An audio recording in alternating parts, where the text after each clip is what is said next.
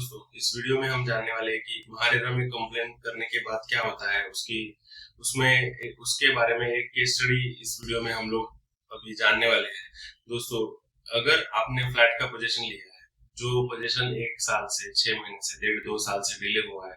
और ऐसे में आप पोजीशन एक्सेप्ट करते हो और फिर महारेरा में कंप्लेंट करते हो कंपेंसेशन पाने के लिए, तो उस कंप्लेंट का क्या होता है ये हम इस वीडियो में जानने वाले हैं। दोस्तों, 2020-21 में कोविड के 2 लॉकडाउन लगे हुए थे और डेवलपर्स के बहुत सारे प्रोजेक्ट डिले हो रहे थे, सेल्स नहीं हो रहा था, कंस्ट्रक्शन की एक्टिविटीज स्लो हो गई थी। इसी दौरान एक पुणे के बड़े प्रोजेक्ट में, जो कि 100 एकड़ से भी ज्यादा बड़ा प्रोजेक्ट है, एक टाउनशिप है, उसमें एक कस्टमर का पोजीशन, उसका एग्रीमेंट 2015 में हुआ था और उसका पोजीशन था 2019 में, जो 2 साल से लगभग 23-24 महीने से डिले हुआ और 2 साल के बाद कस्टमर को पोजीशन मिला। पोजीशन 2 साल के बाद एक्चुअली कस्टमर ने एक्सेप्ट किया था, उसके 1 साल पहले बिल्डर को ऑक्यूपेंसी सर्टिफिकेट मिल चुका था। तो ऑफिशियली ये जो डिले था वो 1 साल का 100% बिल्डर की साइड से था, लेकिन ऐसे में कस्टमर ने पोजीशन 1 साल के बाद लिया और 1 साल के बाद पोजीशन लेने के बाद उन्होंने पोजीशन के लेने के बाद कस्टमर कंप्लेंट रेज की महारेरा के पोर्टल पे,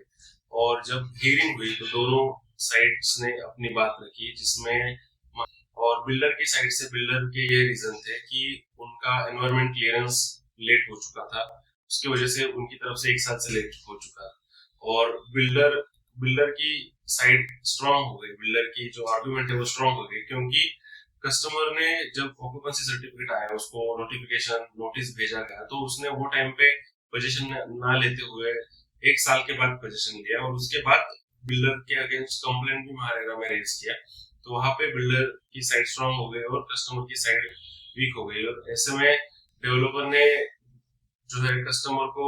जीएसटी भी पुराने जीएसटी रेट से लिया था और उनको 1 साल का मेंटेनेंस जो होता है आफ्टर पोजीशन वो भी माफ किया था।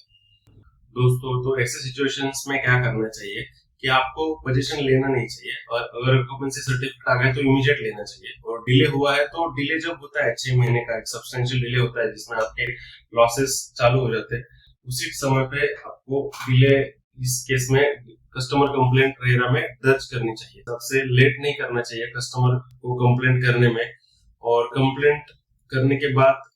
अगर आपने पोजीशन नहीं लिया हुआ है तो आपके साइड से ही आपका उसका ऑर्डर, महारेरा का ऑर्डर निकलेगा। ये ऐसा है, अगर पोजीशन लिया है तो आपके साइड से ऑर्डर नहीं निकलेगा। ये इस ऑर्डर में से, इस केस स्टडी में से हमें एक लर्निंग मिलती है।